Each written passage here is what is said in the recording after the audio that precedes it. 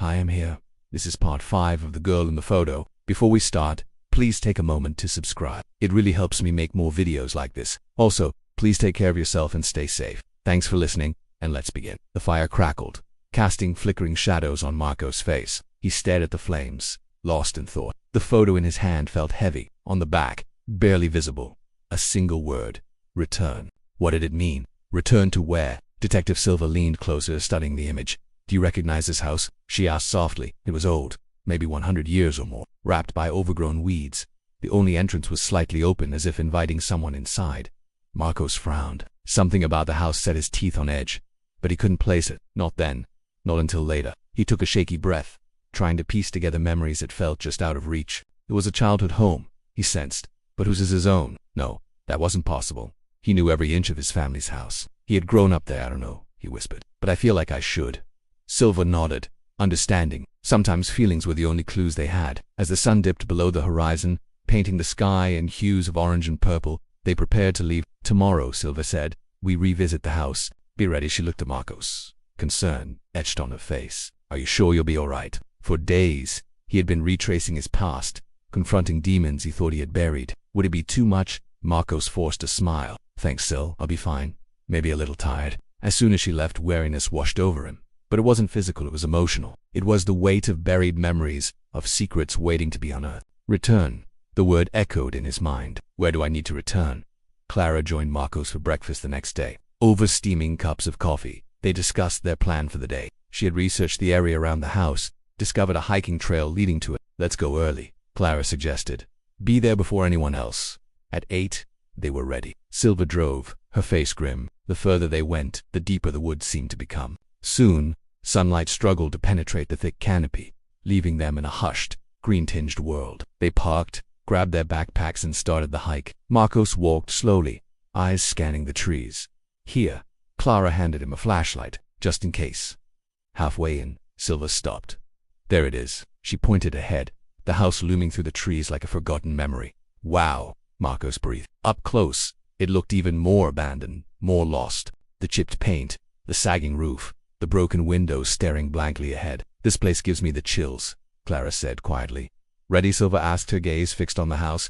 As I'll ever be, she replied. Stepping inside, they were greeted by the scent of wet wood and decay. Dust motes danced in a single shaft of light piercing through a hole in the roof. Through the gloom, they saw broken furniture, a rocking horse frozen mid-rock, a teddy bear missing an eye. A faint sound echoed out, floorboard creaking upstairs. They froze, listening intently. Then silence. Hello, Silva called out, her voice echoing strangely. Anyone here? Only silence answered. Cautiously, they climbed the stairs. Each step creaked ominously. At the top, a long, narrow hallway stretched before them, lined with closed doors. Marcos felt a sudden urge to run, to escape the oppressive silence, but something held him back. He walked slowly, his hand hovering over the cold doorknob. The room beyond was dark, almost pitch black. As his eyes adjusted, he saw shapes in the corner, bundles wrapped in blankets. He approached slowly, heart pounding. Unfolding the blanket, he gasped. Beneath it lay scattered children's drawings, colorful depictions of happy families, of houses, of dreams. But why were they here? Hidden away as if their existence was a secret. Next he found a pad of paper and a pencil stub, and then he saw it, a series of numbers, names, and what looked like dates. It was a ledger. He turned frantically through the pages, each one a fresh stab of pain. The names, the dates, they meant something. People, so many people. And then he saw his name, Marcos, circled in red ink. Below it, another name, Tiago Azevedo, missing in 2016. Could it be? Was Tiago here? Had he been here? Suddenly he felt a hand on his shoulder. Startled, he whirled around. It was Clara. Marcos, she whispered. Come with me. She led him down the hall, past the drawing room, to the end of the corridor. There, nestled between two darkened rooms, was a small closet. Its door was slightly ajar, as if inviting them inside. This is where it all comes together, Clara said softly. Back at the station, surrounded by boxes of files, Clara spread out her findings. Photos, witness statements, medical reports, all connected to the same unsettling case. It's a puzzle, she said, frustration lacing her voice. And the pieces don't fit. Detective Silva paced, her eyes blazing with determination. We need to find him, she said, her gaze fixed on a photo of Tiago. Bring him in for questioning. But Clara shook her head. He's not the same anymore. I read his file. He's traumatized, silent for years. Then break the silence. Silva snapped. Bring him in. Later that day, Tiago sat across from them, guarded, wary. His eyes, once filled with life, were now dull, distant. Clara approached cautiously, holding out a photo. It was him, younger, happier. She remembered him from the party. "Hey," she whispered, hoping to connect, to reach the boy within.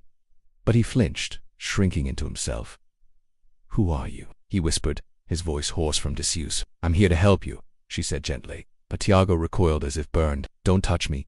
Don't come near me." Suddenly, Tiago leaped up, knocking over his chair. "There's another boy," he choked out, his eyes wide with fear. "You found him, didn't you? Did you bring him here?" Startled by Tiago's outburst, Silva leaned forward. "What are you talking about?" Tiago hesitated, then rushed out. "He's in danger. He has to leave. Please, you have to stop them." And with that, he bolted, disappearing into the maze of city streets. Outside, Silva and Clara exchanged troubled glances. Someone was watching Marcos. A black van had been following him for days. Silva knew it was time for a change of plans. "We need to protect him," she said, urgency in her voice. "Put him under witness protection." But as they moved to secure Marcos' testimony, Tiago disappeared. No trace, no lead, no answers.